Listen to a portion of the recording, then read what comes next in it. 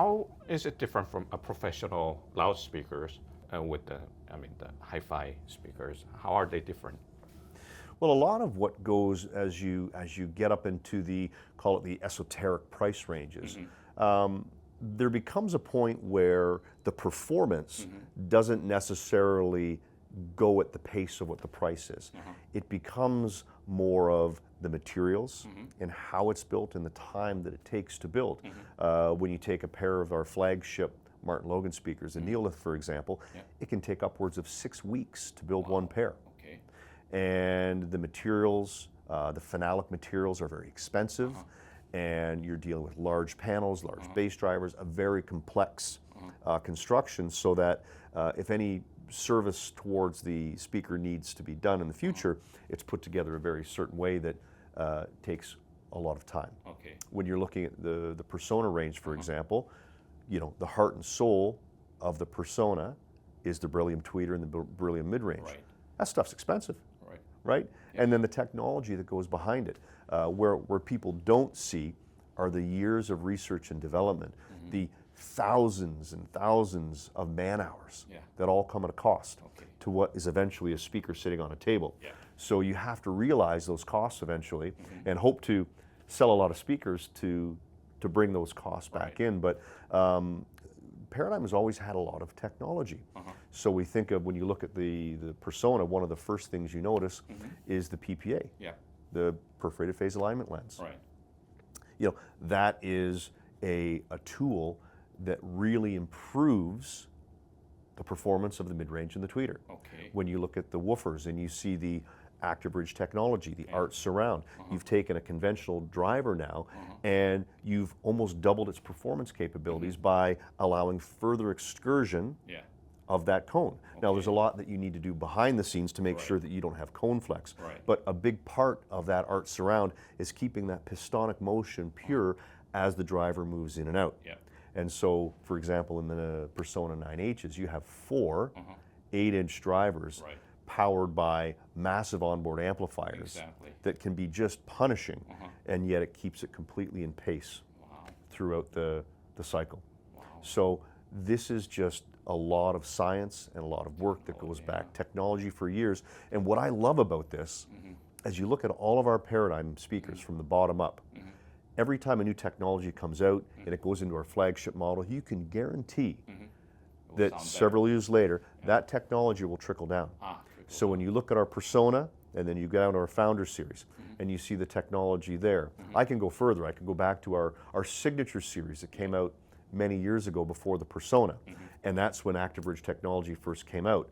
We held on to that technology in the Signature series, but of course the series that came after that was our Persona Prestige, or sorry, our Paradigm Prestige series. And then we adopted that ActiveBridge technology. Now you see the PPA lenses that have moved from the Persona to the Founder down to the Premier series. So these technologies are our technologies, so why shouldn't the entry level and the mid level benefit just as much as the flagship? So that's the benefit of being your own engineering firm, is these technologies are yours to share within your range, and that trickle-down technology we're famous for. What do you see as the future of? What I see as the future is nothing stays the same. So the Personas now have been with us for a few years, and of course as we look down the line, what does the next Persona look like, or what replaces a Persona? And if you're fortunate enough to take a walk down to our engineering lab, what you're going to see is an array of materials that are constantly coming into our engineering lab. And just because today we're focused on one technology, it doesn't mean tomorrow that there's a better technology. And what I love about our company is we don't get stuck on one thing. We're always looking for the ability to push the envelope, and we say bleeding edge technology, continue to push that envelope. So making our amplifiers better, making our receivers better, making our speakers better. Again, switching gears, and we're talking about Martin Logan again. Martin Logan also, 1983 to now, another company that's 40 years in the making. As we look forward to the next generation of electrostatic speakers, what can we do? How do we make this better? What can you do? You're going to have to wait and see. What I will tell you is we're doing something. Stay tuned. All right. And we love to use shows internationally, like the Big Munich show, when you've got something really exciting, like a new flagship speaker to introduce, much like the Persona 9H. That's where we introduced a simple concept. It was the concept 4F at the time. We didn't even know if the HiFi world was ready to accept a hybrid technology speaker. Right. How is the reception, by the way? It was overwhelmingly positive. I remember being at that show like it was a lot less years ago than it actually was. And there was one particular customer that I still remember to this day because he kept coming back. Okay. Demo after demo after demo. And I remember being towards the back of the room, and he stopped to talk to the presenter. And he walked out of the room and things quieted down, and I walked over to our presenter and I go, that gentleman, he's been in and out of here all day. What did he say? And he goes, these speakers are perfect. Yeah. Don't let your penny counters mess this up.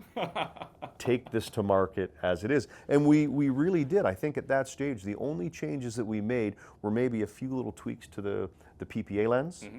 Other than that, we came to market as it was. Okay. And we've been building a great story ever since. Thank you. Yeah.